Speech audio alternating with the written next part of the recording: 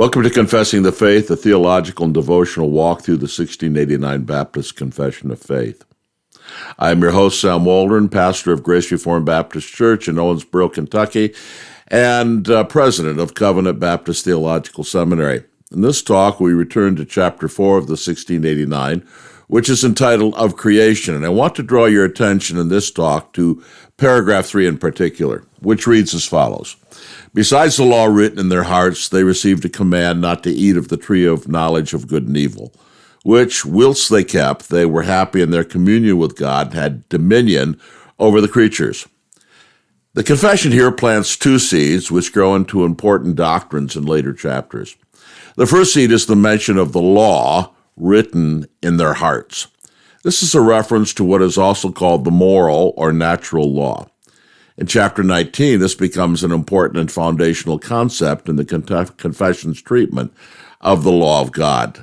The 10 Commandments are said to be the comprehensive summary of the law written in the heart. The law written in the heart, and therefore passed down to all Adam's posterity, confirms that there is a moral law which forever binds all men in all ages everywhere.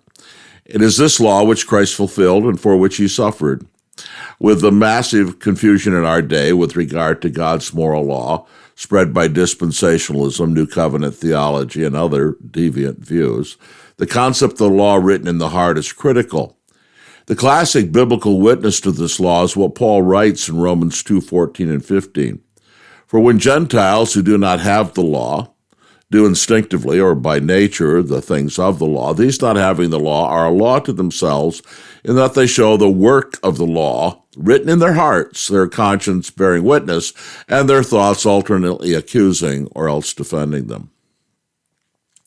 The second seed planted in this paragraph is the statement that besides the law written in their hearts, they received a command. And the reference is, of course, to the command with regard to the tree of the knowledge of good and evil. This is the first reference to the covenant of works in the confession, a concept vital to Reformed covenant theology and to the vital distinction in Scripture between law and grace. This reference to a law besides that written in the heart is vital in another respect. It shows that there are some laws of God which are not unchanging. The confession will teach in a number of places that there are laws, at least two kinds of laws, those which are natural and unchanging, and those which are positive.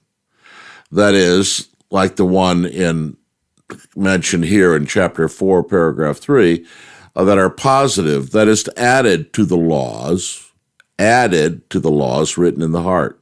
They are positive laws. And these positive laws may and do change. The command to keep the seventh day as the Sabbath or rest day, and the ordinances of baptism and the Lord's Supper are two such examples. Because they were positive, the civil and ceremonial laws given in the Old Testament also passed away and are no longer binding on the believer. The distinction between natural laws written in the heart and positive laws given in addition to nature is vital to understanding what biblical laws now bind Christians and understanding that there are biblical laws which no longer bind Christians.